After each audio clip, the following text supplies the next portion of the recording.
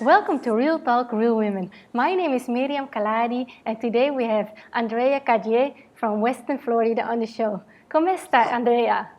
Muy bien, gracias. Un placer de estar en tu show, Miriam. Thank you so much. Estoy bien, gracias. You moved to the United States in 1998. What was life like in Colombia, and why did you decide to move? It was amazing. Colombia is such a beautiful country. It's not because I'm from there. We have everything. People are amazing. But I decided to move because I wanted to go to college here in the United States, and it was easier if I graduated from a high school here in the United States, then transferred to to a U.S. college, then graduating from Colombia. I would have to get all my transcripts approved and take a bunch of tests and everything. So I came here for my senior year. I graduated from high school, and then I went to UM. Oh, great. Today, you're a partner and host at El Octagono, the leading MMA broadcasting company in Spanish. How did that come about? Well, my partners on the show, they wanted a female to actually be the host of the show. So they approached me. They're also Colombian, so they were looking ideally for a Colombian female that liked MMA. So a friend of ours introduced us, and they asked me, I'm like, do you want to do MMA? Do a radio show. It's going to be in Spanish. You're going to be covering UFC, Bellator, this and that. And I'm like, I would love to, but I don't know enough about MMA, and I've never done broadcasting. If you're going to be patient and you're going to teach me, I would love to do it. So they were like, yeah, we'll teach you. We'll be patient, and, you'll be fine. We started, they had already started El Octagono when I got on board. And, they started teaching me everything about MMA. They were patient. They would correct me, every time we would do an interview. Every time I would make a mistake, they would just, correct me and everything. So at the end, I'm like, let me go. This is what I want to do for the rest of my life. I decided to go to broadcasting school.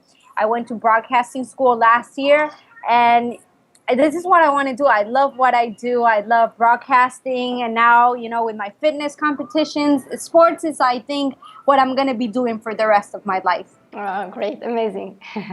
And then you moved into the fitness and health industry and competed as an NPC bikini competitor. Can you tell us about that experience and how it all began?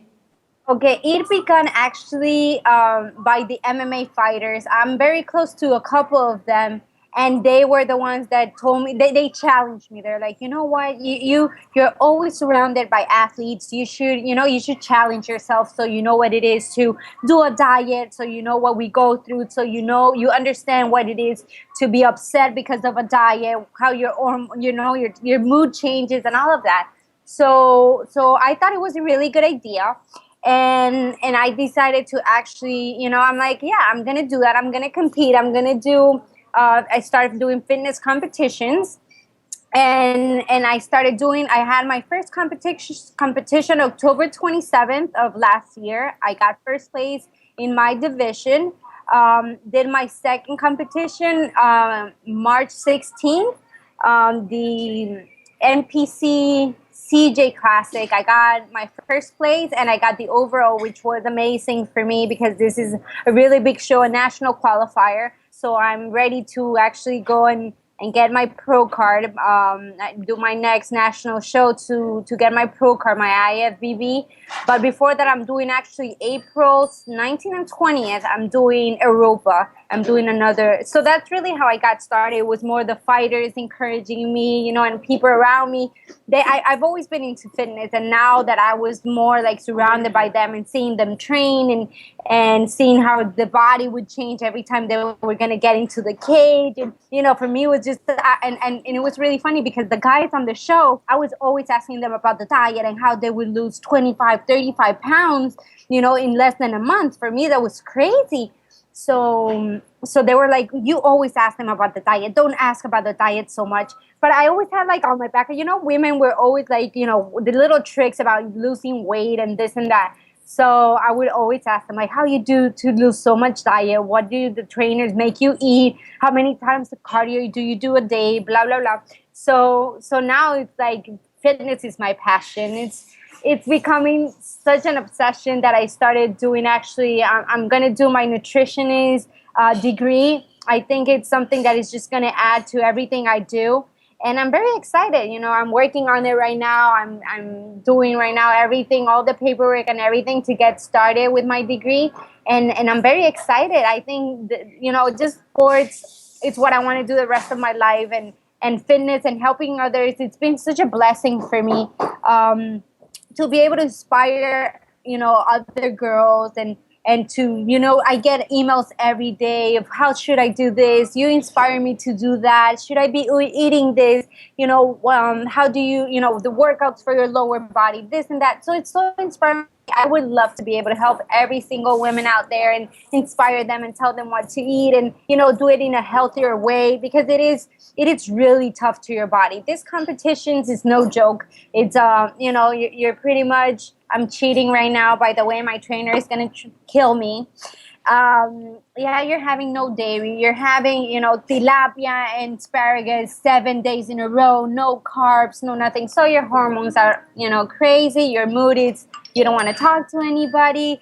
You're, it can't be healthy when you chalk your body in those ways. So if you understand your body, and if you're able to understand what nutrition does to your system, how you can make it easier and make it even healthier for all these people out there trying to compete and trying to just athletes in general. They need to to be really health wise and understand what their body are going through, and we should be more knowledgeable about everything we put in our mouth, because what they say, you are what you eat, and that's very true. You are what you eat. If you're not healthy, the way you eat, it reflects on your skin, it reflects on the way you look and the way you feel. So that's where I am right now in my fitness. Wow, incredible story. I love how ambitious you are. You've accomplished so many great things over the last few years. To what do you attribute your success? I have to say to my mother, it's probably everybody says the same thing. My dad died when I was 11 years old. I was 11. My sister was 6, and my brother was 1. She was a housewife, and from one day to the other, she had to go out there, work, make it happen, and thanks to her and to everything, I was able to go to a great school, University of Miami. I was able to, she's always been my supporter in everything I do, in every crazy thing. She's the one that takes, every time my mood is crazy because of the diet, she's the one that is there to understand. She's, she tells my brother and my sister, be patient. She's on her diet, like she's always been the one there supporting all my dreams. And, when I got into the MMA world, there, she's the one that sits by me. She hates it. She thinks it's so violent. And she'll sit by me and watch the fights just to be there, supporting her daughter. And I'll take her to the fights, and she'll just cover her eyes. She's like, this is not for me. And you'll see her like this watching, just, she's the cutest thing ever. So, I have to say that being strong, of course, overcoming what happened with my dad, but at the same time, watching her, go out every day and make it happen for her kids, and that love and appreciation she has for life. We're Christian, so that's also been a very strong part in my life. Jesus is, everything. He's my savior, and he's been always there for me. So for me, I think her and her values and everything she's done has been an example of my life, and I think that when you have people in your life, that inspires you, so they're proud of you. You know what I mean? I know everything my dad did was to be able for me to go to school, and for my brother, my sister to be good, and there's nothing that makes you happier to be able to give back and make those people that make you happy, make them happy, right? So that's, I think she's my motivation. You say on your website that sometimes your dreams are so big that people laugh when they hear you talk about them. How do you deal with negativity from people? Negativity is everywhere, and it's pretty much how you take it. I feel that we all have problems. But some people just take every situation different. I've learned that there's always going to be somebody hating on you, especially if you're succeeding, if you're achieving your goals. So it's ideal just to focus on your happiness. I believe that once you learn to make yourself happy, nothing else matters. Once if you're able to make yourself happy, if your happiness doesn't depend on your boyfriend or on your mother or anybody else but yourself, if you respect yourself enough, if you're able to make yourself happy, that's gonna make you're not gonna let those little things get to you. Unfortunately, we're not all as blessed as I am. I have a great family. I have a brother and a sister and a mother that are always there for me. Thank God, I've been blessed economically, so I don't have to worry about anything pretty much. And I go out there just to make myself happy and try find a way to give back to the people that are around me and hopefully make a difference in this world. So that watching a kid smile or receiving text messages or emails saying you changed my life, you're my inspiration, how do you do it, that's more than enough. Why would I let that happen and be changed because somebody is probably going through a bad day or hasn't find that makes them happy. It's I feel that once you achieve that level of comfort with yourself and the happiness and the life you're living, those little things don't make a difference in your life anymore. Yeah, I agree. You also stated that a goal without a plan is a wish. How do you plan for success? I'm a dreamer. I like to dream of big corporations, and I'm an entrepreneur. My family, they've always owned business. They own construction company, and I believe on you are a brand. We are our own brand, and everything we do, we should treat it as a business. So that's how I plan everything like that. I have a dream and I plan of how am I going to achieve it to make it a reality. And I went for finance and marketing in school for at so I do a business plan if I see that is an ideal that actually can have a future, and I work on it and I try to develop it, and I get partners if I need to, and work on it. It's like anything else. Like they say, any big company, any big prosperous company, it starts with a dream. So I believe I'm a dreamer, and I like to dream, and I like to work hard, and that's how I plan my life. From anything little to my companies and stuff, I everything started with a dream. Great. You're also a big believer in charity. Can you tell us about We Want You to Help? We Want You to Help. It's actually a charity that I started. It's gonna be 2 years now. Wow. And what we wanted is, for me, I feel that it should be an obligation for everybody to help others, even if it's just creating awareness or taking some of your time to help, read a book to a kid. So for me, it was like the slogan, like you have to pay taxes. I wanted everybody to be aware that people need our help, that we should have in consideration that we need to help others. So that's how We Want You to Help started. Right now I'm working with a charity that is really close to my heart, and I'm part of the board of directors for them. It's called Can Tell. It's based out of here, and what we do, we work with sexual abuse kids to incorporate them back into society. We help them. They help. Well, the therapist, I'm just helping to bring out, the name and help them with support. But so the therapist and everything, they help the kids too. Most of these kids, their problems don't end just when they find the abuser. That's just the beginning. They're usually the ones that are being bullied at school. They have nightmares. They have they physically hurt themselves. It's such a long process for you to be able as a kid to understand why you had to go through that. It's not fair. And so and usually we don't, you think something like that would never happen to you or anybody close. I've been blessed. I have never had anybody close to me happen, but I met Cherry Kaplan. She's the creator of Cantel. Her two kids got abused by the babysitter's son, and and it's an amazing charity what she's done with her kids and other kids that have gone through the same thing. So We Want You to Help is just a charity that I started to create awareness about other charities that are doing or making such a difference in society. Right now, my main focus has been Can't Tell, but hopefully in the near future, I'm going to have my own program. It might be with autistic kids and MMA, of course, involving the fighters and maybe anti-bullying. That's something really big. I don't know in England and stuff. Here in the United States, it's a really big problem in high school and college. So that's something I would like to have a program where fighters get involved in schools. Helping just the watchers, the people that watch. Just don't let bullying happen. So we're working a lot of different little things that we want to get out there and try to work with We Can Tell and continue growing and making a difference in this world.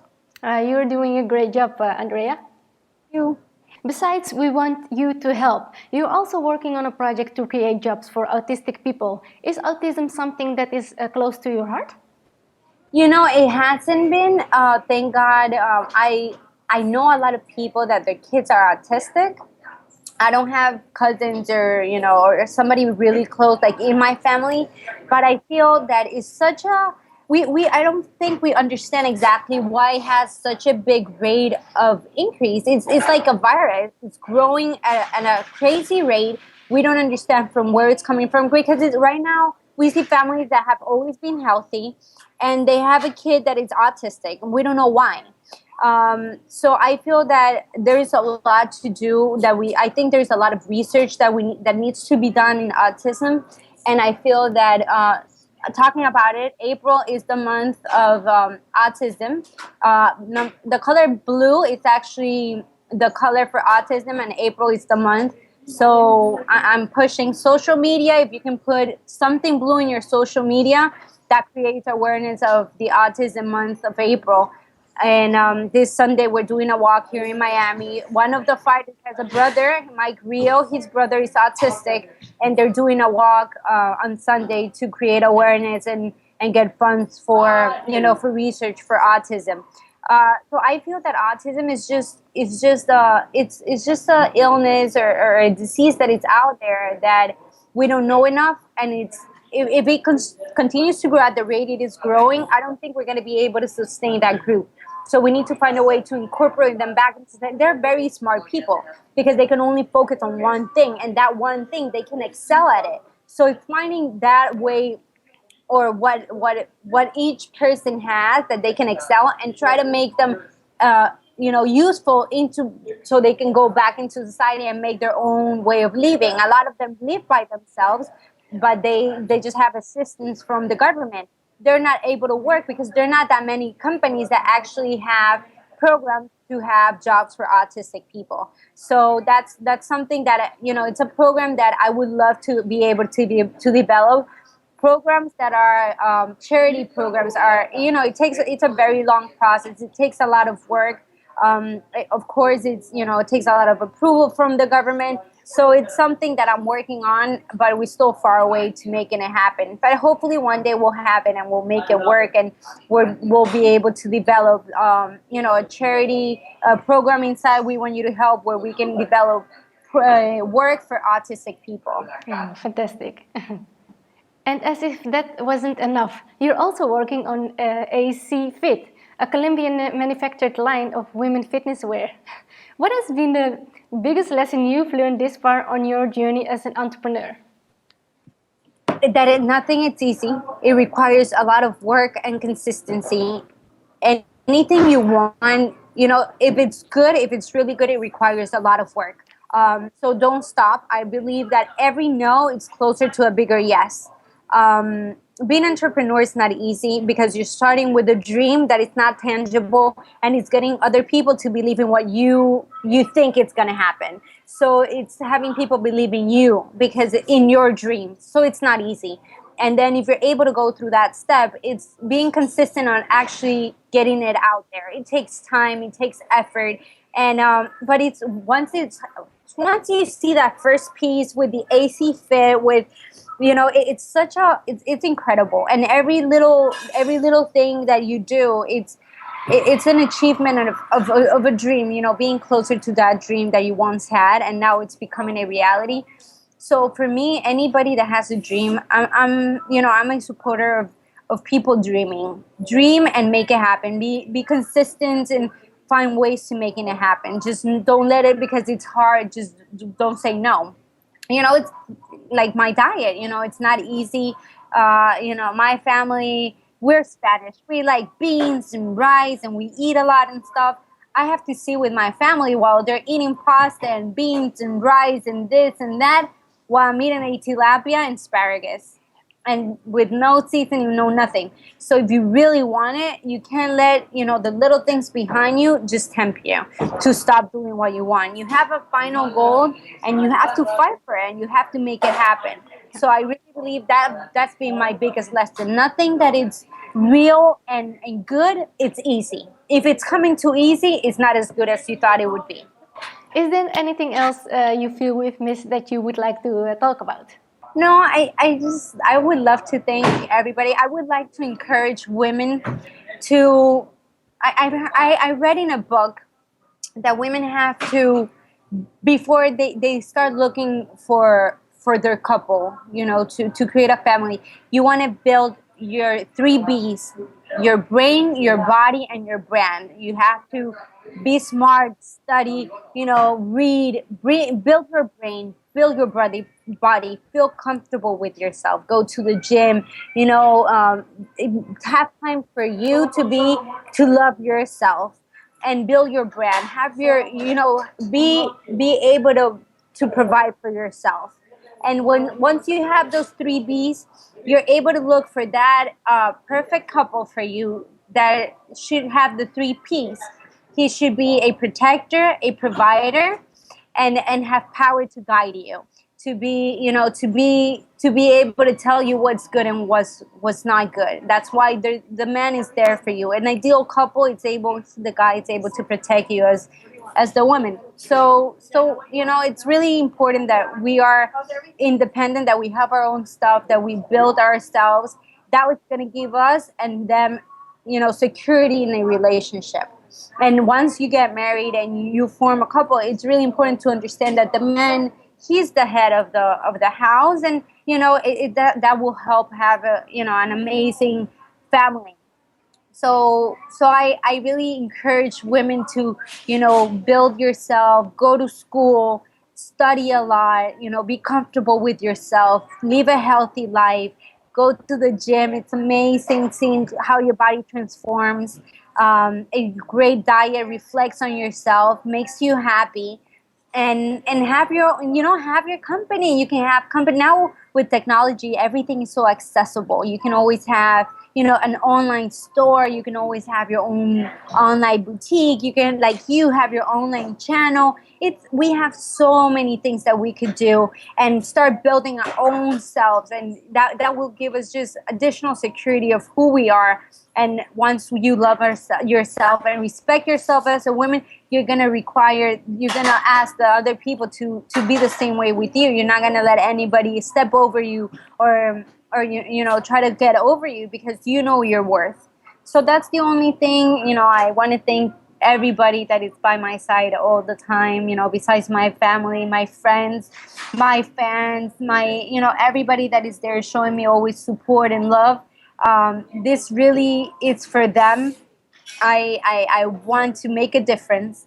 And they can always reach me online, on Twitter, on Facebook. I'm very approachable. I'm very easy to talk to. Any ideas they have, if I can make it happen, or if I can, just plant the seed, trust me, I will do it. I'll go out of my way just to help anybody out there. That would be my biggest success, just making other people happy. That's, for me, is the biggest gift I can have. So if you ever need me, you or your listeners or anybody out there, if there's anything I can do, I'm just a tweet or a Facebook message away. So it's a pleasure. Thank you, Miriam, for having me on your show. It's amazing. You are doing something great. I had a chance to listen to some of your interviews. I love what you're doing. And I'm gonna start, once you have more fitness stuff, let me know, and I would love to also post it on my blog and just have them, go to yours and help you creating more views and spreading such a nice word. Thank you so much, Andrea. It means a lot to me. Thank you Oh, so much. thank you. It was an absolute pleasure to have you on my show. Thank you. On yours. Thank you so much. What's the best place for people to connect with you online? You can visit me on Twitter, Andrea Calle Corp, or Facebook, the same, Andrea Calle Corp. My blog is andreacalleblog.com. They can always email me there also. But I'm in social media, Twitter, Facebook. I'm very good at replying. I'm very easy to reach. My email is andreacallellc@gmail.com, or andrea@andreacalle.com. Any of the two, I'm very approachable. If it's in my power to help you, I will try to help you.